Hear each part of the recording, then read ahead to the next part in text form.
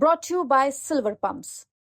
Top quality और consistent performance के लिए सिर्फ सिल्वर पंप नाम याद रखना। साल के एंड के प्रोग्राम में कि एडवांटेज बीजेपी के साथ है, क्योंकि जिस तरह का गठबंधन बीजेपी ने वहां है, बीजेपी, जेडीयू, लोक जनशक्ति पार्टी, ये सब एक साथ जब आते हैं तो एक फॉर्मिडेबल अलायंस बनता है। तो एडवांटेज बीजेपी का जरूर है बिहार में। आरजेडी और कांग्रेस चुनाव साथ में लड़ेंगे, लेकिन कांग्रेस अब किसी घटक दल को डिक्टेट नहीं कर पाएगी।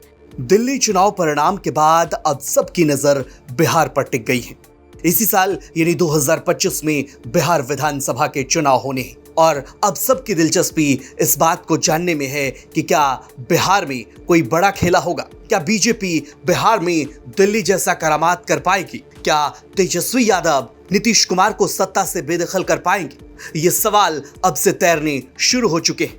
दिल्ली चुनाव परिणाम ने देश की सियासत को एक नया मोड़ दिया है। करीब 27 साल बाद भारतीय जनता पार्टी ने दिल्ली में वापसी की है। ऐसे में बड़ा सवाल यह है कि इंडिया गठबंधन के लिए अब बिहार में क्या कुछ बचता है।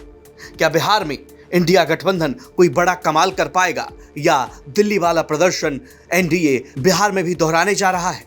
इसको लेकर तक चैनल्स के मैनेजिंग एडिटर मिलिंद खांडेकर ने बातचीत की वरिष्ठ पत्रकार और इंडिया टुडे टीवी के कंसल्टिंग एडिटर राजदीप सरदेसाई से। राजदीप सरदेसाई ने बिहार को लेकर क्या कुछ कहा, सुनिए। साल का अब एक ही चुनाव बचता है राजदीप, बिहार, तो वहां पर क्या कांग्रेस और आरजेडी साथ आ सकते हैं? और ओवरऑल आपको क्या लगता है ये जो मोमेंटम मिला है बीजेपी को, ये क्या बिहार तक ले जाएगी उसको? देखिए, बिहार में हमने पहले भी बात की थी साल के एंड के प्रोग्राम में कि एडवांटेज बीजेपी के साथ है, क्योंकि जिस तरह का गठबंधन बीजेपी ने वहां है, बीजेपी, जेडीयू, लोक जनशक्ति पार्टी, ये सब एक साथ जब आते हैं तो एक फॉर्मिडेबल अलायंस बनता है। तो एडवांटेज बीजेपी का जरूर है बिहार में।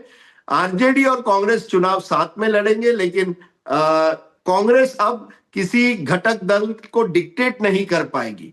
ये एक बड़ा फर्क पड़ा है। तो आरजेडी कहेगी कि मेजॉरिटी सीट्स हम लड़ेंगे, लेकिन ऐसी स्थिति में जबकि बीजेपी के पास पूरी सरकारी यंत्रणा है, बीजेपी के पास एक तरह से वो माइक्रो मैनेजमेंट करने की शैली है, उस वातावरण में मुझे नहीं लगता कि विपक्ष को, इस समय विपक्ष पूरी तरह से बैकफुट पर है और बीजेपी के साथ मोमेंटम है, जो मोमेंटम वो बिहार के चुनाव में भी ले जा सकती है। राजदीप सरदेसाई के मुताबिक बिहार में एनडीए को एज है, लेकिन जिस तरह से नीतीश कुमार और तेजस्वी यादव लगातार मेहनत कर रहे हैं, ऐसे में बिहार में कांटे का मुकाबला देखने को मिल सकता है।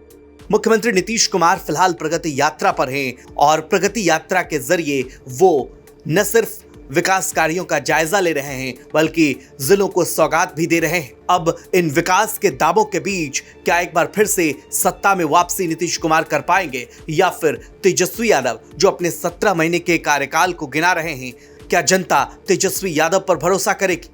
कुल मिलाकर बिहार का इलेक्शन इंडिया गठबंधन का भविष्य जरूर तय करेगा। तेजस्वी यादव के लिए भी ये चुनौतियां बहुत बड़ी हैं। अपने पिछले अनुभवों को देखते हुए आरजेडी और कांग्रेस का गठबंधन क्या उसी स्वरूप में चुनाव लड़ेगा जिस तरह से 2020 में लड़ा गया था? इंडिया गठबंधन का बिहार में स्वरूप क्या होगा? सभी विपक्षी पार्टियां एक साथ मिलकर सीटों पर सामंजस्य बिठा पाएगी? ये अपने आप में बड़ा सवाल है।